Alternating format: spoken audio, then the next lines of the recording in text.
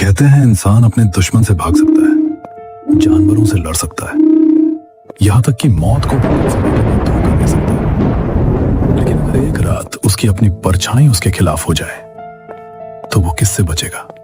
आज की कहानी एक ऐसी हवेली की है जहां रहने वाला पिशाच इंसानों का शिकार नहीं करता था, वो उनकी परछाइयों का शिकार करता था। धनपुर गांव। रात में यह गांव किसी कब्रिस्तान जैसा शांत हो जाता था। दिन भर खेतों में काम करने वाले लोग शाम ढलते ही घरों में बंद हो जाते, खिड़कियां बंद, दरवाजे बंद, और कई घरों में तो लोग सूर्यास्त के बाद बाहर निकलना तक बंद कर चुके थे। कारण था गांव के पश्चिमी जंगलों में खड़ी एक हवेली, जिसे लोग काली हवेली भी कहते थे। करीब 100 साल पुरानी, ऊंची दीवारें, टूटे हुए झरोखे, काई जमी हुई ईंटें और चारों तरफ ऐसे विशाल बरगद के पेड़, मानो वे हवेली को दुनिया की नजरों से छुपा कर रखना चाहते हो। दिन में भी वो जगह डर पैदा कर देती थी, लेकिन रात में वो किसी और ही दुनिया का हिस्सा लगती थी। उस रात राघव अपनी छत पर बैठा था। हाथ में आधी जली हुई सिगरेट थी। आसमान बादलों से भरा हुआ था, चांद कहीं दिखाई नहीं दे रहा था। हवा में अजीब सी नमी थी, ऐसी नमी जो बारिश से पहले नहीं बल्कि किसी अनहोनी से पहले महसूस होती है। राघव की नजर अचानक जंगल की तरफ चली गई और फिर उसकी आंखें सिकुड़ गईं, क्योंकि हवेली की सबसे ऊपरी मंजिल में एक खिड़की के भीतर पीली रोशनी दिखाई दे रही थी। वह सीधा बैठ गया। उसने ध्यान से देखा। रोशनी स्थिर नहीं थी, वह चल रही थी धीरे धीरे, मानो कोई लालटेन लेकर हवेली के अंदर घूम रहा। अंदर कोई है? उसका दिल तेजी से धड़कने लगा, क्योंकि गांव में सभी जानते थे हवेली में पिछले 80 सालों से कोई नहीं रहता। वो रोशनी खिड़की तक आई और वहीं रुक गई कुछ सेकंड तक। फिर उस रोशनी के पीछे किसी इंसान जैसी आकृति दिखाई दी, लंबी, असामान्य रूप से लंबी। राघव ने आंखें तरेर कर देखने की कोशिश की, लेकिन दूरी बहुत ज्यादा थी। उसे सिर्फ इतना दिखाई दिया कि वो आकृति स्थिर खड़ी थी और सीधे उसकी तरफ देख रही थी। हवा अचानक रुक गई, झिंगुरों की आवाज बंद हो गई, आसपास का पूरा वातावरण मानो जम गया। और तभी राघव के कान के बिल्कुल पास किसी ने फुसफुसाया, राघव। उसका पूरा शरीर उछल पड़ा, सिगरेट हाथ से गिर गई।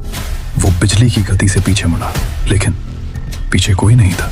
छत खाली थी, पानी की टंकी, पुरानी कुर्सी, कपड़े सुखाने वाली रस्सी, बस यही। लेकिन उसकी सांसें तेज हो चुकी थी। उसे पूरा यकीन था अभी अभी किसी ने उसका नाम लिया था, और वो आवाज इतनी पास थी जैसे किसी के होठ उसके कान को छू रहे हो। राघव ने खुद को समझाया, शायद भ्रम होगा। लेकिन उसी समय उसकी नजर जमीन पर गई और फिर उसके शरीर का खून जैसे जम गया।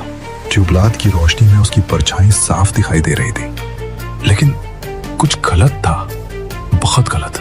राघव बिल्कुल स्थिर खड़ा था, लेकिन उसकी परछाई धीरे धीरे अपना सिर ऊपर उठा रही थी। राघव की सांस अटक गई।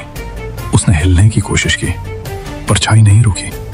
धीरे धीरे उसकी परछाई का सिर उसकी हरकतों से अलग होकर ऊपर उठ गया और फिर उसने हवेली की दिशा में देखना शुरू कर दिया। राघव के हाथ कांपने लगे, उसके माथे पर पसीना आ गया।